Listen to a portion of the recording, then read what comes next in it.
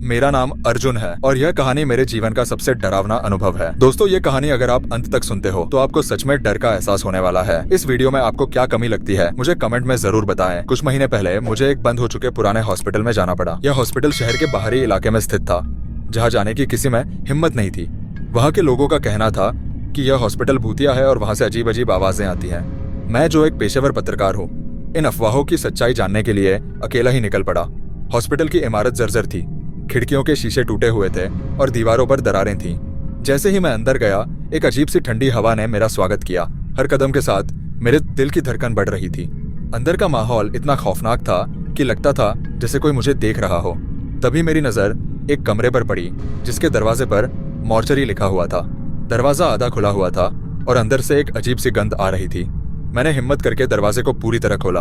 अंदर अंधेरा था, लेकिन टॉर्च की रोशनी में मुझे एक डेड बॉडी दिखाई दी। वह डेड बॉडी इतनी सड़ी गली थी कि देखकर मेरी सांसें थम गईं। मैंने जैसे ही डेड बॉडी के पास जाने की कोशिश की, मुझे ऐसा लगा कि वह डेड बॉडी मुझे घूर रही है। यह मेरा भ्रम था या हकीकत, मैं नहीं जान पाया। अचानक कमरे में पड़े उपकरण अपने आप खड़कने लगे। ऐसा लगा मानो वहां कोई अदृश्य शक्ति मौजूद हो।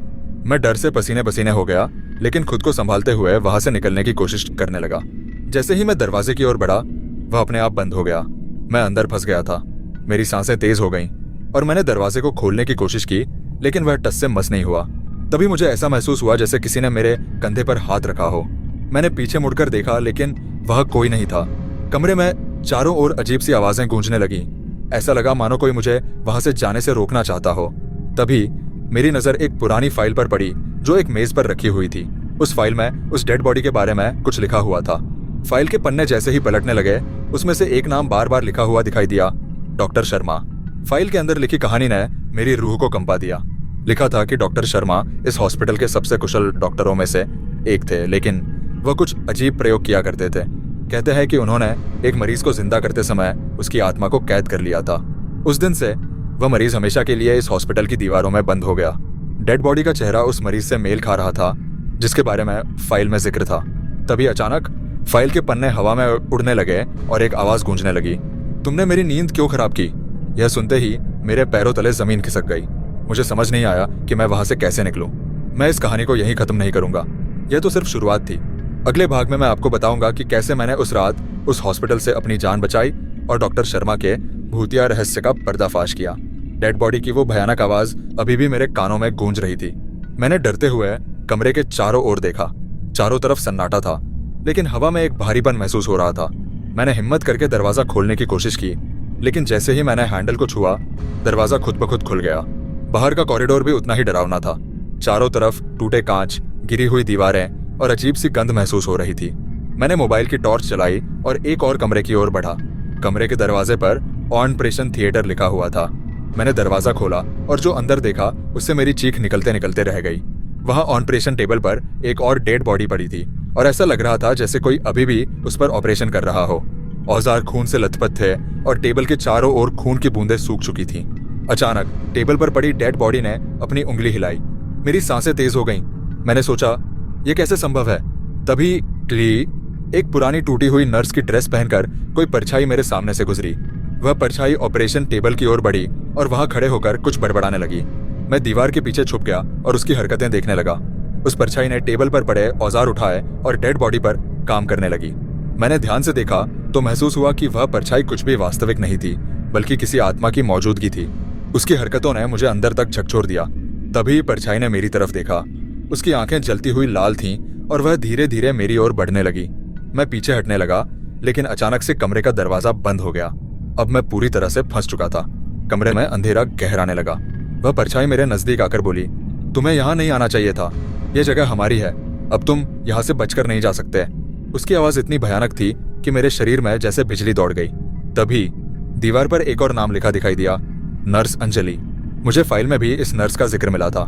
वह नर्स जिसने डॉक्टर शर्मा के सारे प्रयोगों में मदद की थी। ऐसा कहा जाता था कि वह भी उसी के साथ एक हादसे का शिकार हो गई थी। मैंने चारों ओर नजर दौड़ाई और एक कोने में एक पुरानी डायरिया पड़ी हुई दिखाई दी। डायरियों में वह सब लिखा था जो डॉक्टर शर्मा और नर्स अंजलि ने मिलकर किया था।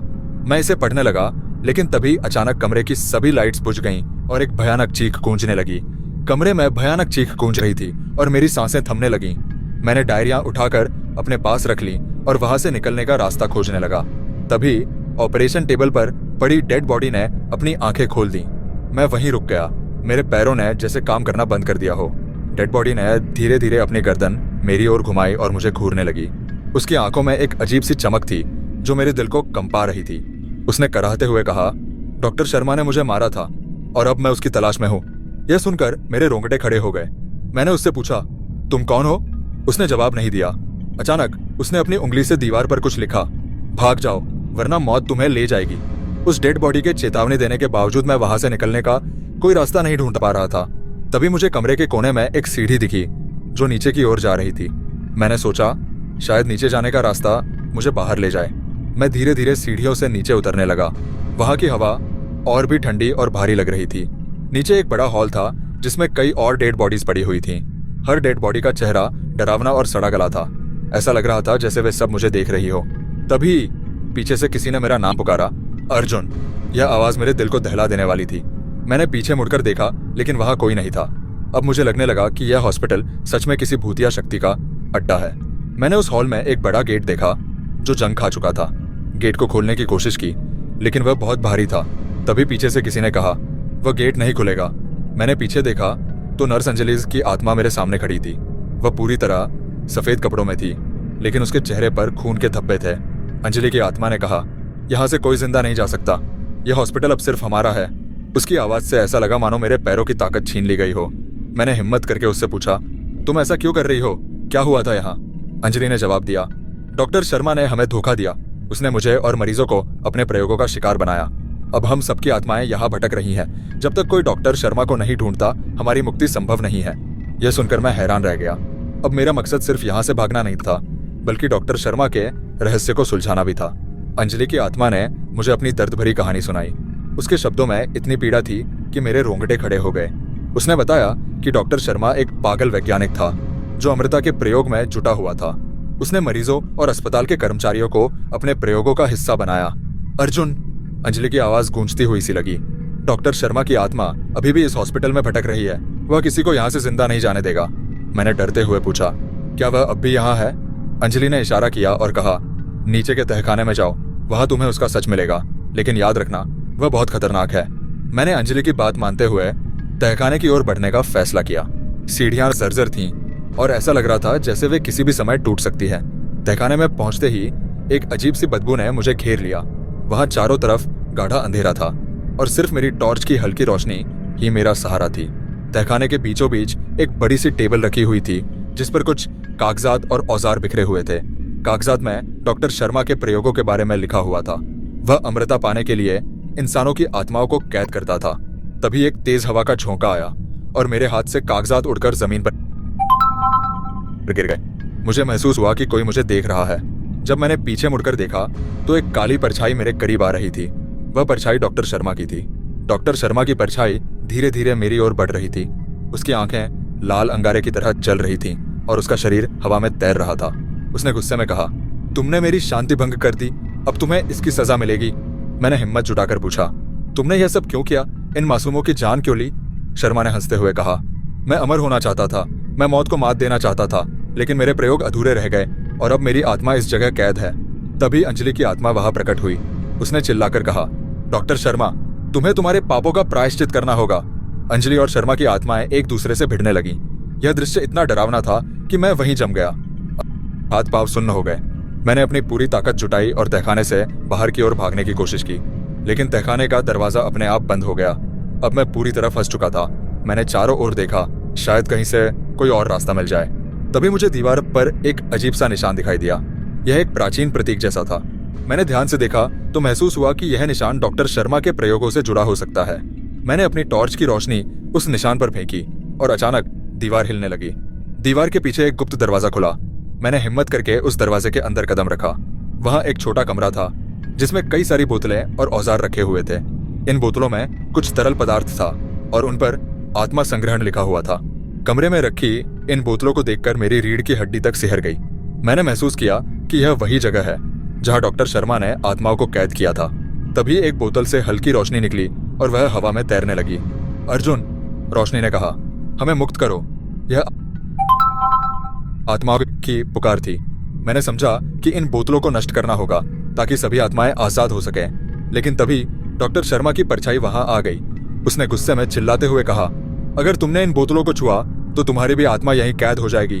अब मेरे पास दो विकल्प है, या तो मैं भागने की कोशिश करता या इन आत्माओं को मुक्त करने का जोखिम उठाता। डॉक्टर शर्मा की परछाई मेरे सामने खड़ी थी और उसकी आंखों में जलते अंगारे जैसे गुस्सा साफ झलक रहा था। मैंने बोतलों की ओर देखा और फिर शर्मा की ओर। मेरे दिमाग में केवल एक ही सवाल घूम रहा था, क्या मुझे अपनी जान जोखिम में डालकर इन आत्माओं को मुक्त करना चाहिए? तुम कुछ नहीं कर सकते अर्जुन, शर्मा की परछाई गरजी। यह आत्माएं अब मेरी है। अगर तुमने इन्हें छूने की कोशिश भी की तो तुम्हारी आत्मा भी हमेशा के लिए यहीं कैद हो जाएगी।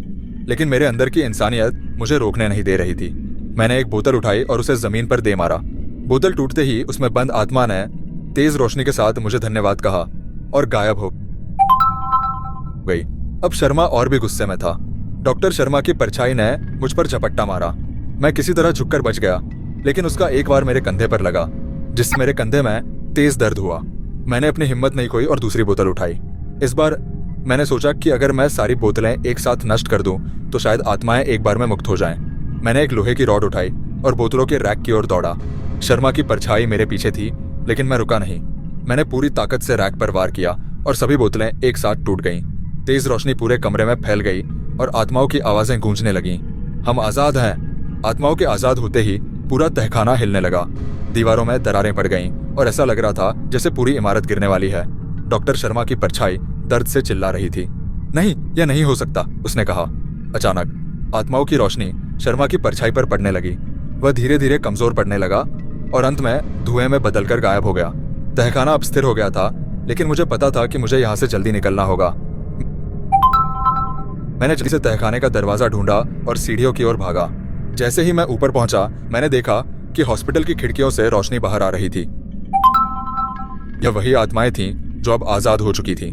हॉस्पिटल के गेट पर पहुंचकर मैंने पीछे मुड़कर देखा। हॉस्पिटल अब शांत लग रहा था, जैसे वहां की सारी बुराई खत्म हो गई हो। मैंने एक लंबी सांस ली और वहां से निकल गया। इस पूरी घटना ने मेरी जिंदगी बदल दी। मैंने सीखा कि किसी की मदद करना हमेशा सही होता है, चाहे हालात कितने भी खतरनाक क्यों ना हो। आत्माओं ने मुझे अपने तरीके से धन्यवाद दिया और मैंने खुद से वादा किया कि मैं अब हमेशा दूसरों की मदद के लिए तैयार रहूंगा।